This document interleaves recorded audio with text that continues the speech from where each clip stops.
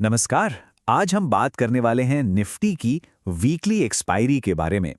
खास तौर पर हम उस तूफान को समझने की कोशिश करेंगे और देखेंगे कि इसमें ट्रेड करने की एक खास स्ट्रैटेजी क्या हो सकती है। तो चलिए सीधा एक्शन में उतरते हैं। अच्छा, एक्सपायरी के दिन का नाम सुनते ही ना कई ट्रेडर्स के मन में एक घबराहट सी होती है। लेकिन यहाँ सवाल ये उठता है कि क्या ये जो इतनी वॉलेटिलिटी होती है, ये सच में एक खतरा है या फिर ये एक ऐसा मौका है जिसका हम सही तरीके से फायदा उठा सकते हैं। देखिए, कोई भी प्लान बनाने से पहले ये समझना बहुत ज़रूरी है कि आखिर बाजार हमें बता क्या रहा है। हमें चार्ट को पढ़ना होगा, सबूतों को देखना होगा और समझना होगा कि कहानी क्या बन रही है।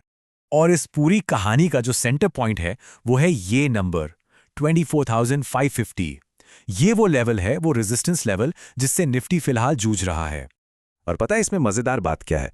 ये लेवल पहले एक बहुत ही मजबूत सपोर्ट हुआ करता था, और जब भी कोई पुराना सपोर्ट टूटकर रेजिस्टेंस बनता है ना, तो उसकी ताकत, उसका असर और भी बढ़ जाता है। अगर हम पिछले 3 दिनों के एक्शन को देखें तो एक पैटर्न साफ नजर आता है। पहले दिन एक तेज गिरावट, फिर दूसरे दिन मार्केट कंफ्यूज्ड रहा और तीसरे दिन एक इनसाइड डे बना। मतलब मार्केट ना तो पिछला हाई तोड़ पाया और ना ही लो। इसे कॉइलिंग पैटर्न कहते हैं। ऐसा लग रहा है जैसे कोई स्प्रिंग धीरे धीरे दब रहा हो। तो सबसे ज़रूरी बात यह है कि किसी भी इंट्राडे ट्रेडर के लिए ये 3 पॉइंट्स, पिछले दिन का हाई, लो और क्लोज ही सब कुछ होते हैं। बाजार की अगली चाल इन्हीं लेवल्स के आसपास से तय होती है। तो फिर इन सब मार्केट कंडीशंस को देखते हुए हमारी स्ट्रैटेजी क्या होनी चाहिए? हम इसे नाम देंगे लेट डे रेंज ब्रेकआउट। कल बाजार ने बिल्कुल यही किया। दिन के आखिरी कुछ घंटों में एक रेंज बना ली जो साफ साफ इशारा कर रहा था कि मार्केट एक बड़ी चाल के लिए एनर्जी इकट्ठा कर रहा है। अब इस स्ट्रैटेजी पर ट्रेड लेने के लिए 3 शर्तें हैं, बिल्कुल स्टेप बाय स्टेप। पहली, मार्केट उसी रेंज के अंदर खुले। दूसरी, खुलने के बाद 5-7 मिनट तक उसी रेंज में टिका रहे। और तीसरी, वो उस रेंज के हाई को मजबूती से तोड़ दे। जब ये तीनों शर्तें पूरी होंगी तभी हमारा सेटअप एक्टिवेट होगा। एक सक्सेसफुल ब्रेकआउट के पीछे की साइकोलॉजी को समझना भी बहुत ज़रूरी है। इसमें ना एक डबल फोर्स काम करती है। एक तरफ से नए बायर्स आते हैं और दूसरी तरफ से वो ट्रेडर्स जिन्होंने शॉर्ट सेल किया था, यानी बाजार गिरने पर पैसा लगाया था, उन्हें अपना नुकसान रोकने के लिए खरीदना पड़ता है। यही डबल फोर्स एक बहुत तेज मोमेंटम पैदा करती है।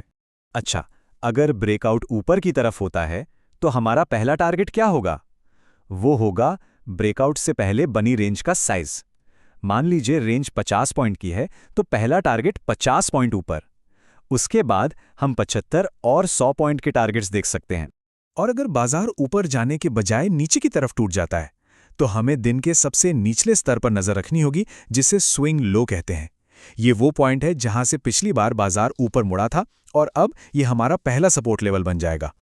अब आते हैं स्ट्रैटेजी के सबसे जरूरी पहलू पर, रिस्क मैनेजमेंट।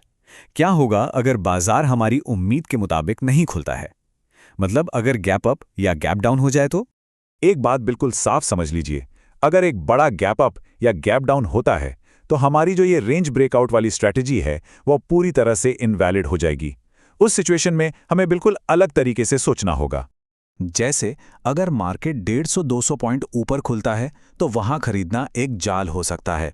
वहीं अगर इतना ही बड़ा गैप डाउन होता है तो मार्केट अपने पिछले सपोर्ट के पास खुलेगा और वहां अगर कोई नई रेंज बनती है तो वो एक बहुत ही जबरदस्त मौका दे सकती है। देखिए, स्ट्रैटेजी और टैक्टिक्स तो एक तरफ है, लेकिन जो चीज़ असल में फर्क पैदा करती है, जो सफलता की नींव है, वो है एक ट्रेडर की सही मानसिकता। ये एक लाइन सच कहूं तो पूरी ट्रेडिंग की फिलॉसफी है। असली खेल ट्रेड करने में नहीं है, असली खेल है अपने परफेक्ट सेटअप के बनने का सब्र से इंतजार करने में। एक अनुशासित ट्रेडर इन्हीं उसूलों पर चलता है। वो मौके के पीछे नहीं भागता, बल्कि सही मौके का इंतजार करता है। और जब आप एक प्लान के साथ काम करते हैं तो कॉन्फिडेंस अपने आप आता है और डर गायब हो जाता है। जरा इस डेटा को देखिए, ये बहुत कुछ कहता है। साल में करीब 222 ट्रेडिंग दिन होते हैं। किसी को भी हर रोज ट्रेड करने की जरूरत नहीं है। अगर साल में सिर्फ 50 अच्छे ट्रेड्स भी मिल जाएं तो काम हो गया। सफलता हर दिन ट्रेड करने में नहीं, बल्कि सही दिन ट्रेड करने में है।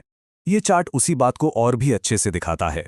एक ट्रेडर का ज्यादातर समय ट्रेड करने में नहीं, बल्कि इंतजार करने और एनालिसिस करने में बीतना चाहिए। उन 50 बेहतरीन मौकों के लिए बाकी के 172 दिन सब्र रखना पड़ता है। तो इस पूरी चर्चा के बाद अब असली सवाल ये है, क्या अगले ट्रेडिंग सेशन की घंटी बजने से पहले आपका प्लान तैयार है? क्या आप सिर्फ रिएक्ट करने वाले हैं या फिर एक मजबूत योजना के साथ बाजार का सामना करने के लिए तैयार हैं?